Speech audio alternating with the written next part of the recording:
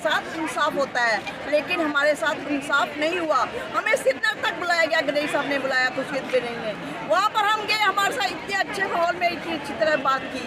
उन्होंने कहा आप मेरी बहनें हो, इंशाअल्लाह मैं जरूर आपके साथ अच्छा करूँगा। लेकिन जब दूसरे दिन हम न्यूज़ में दे दिया, वर्कर को 500 रुपये बढ़ा दिया।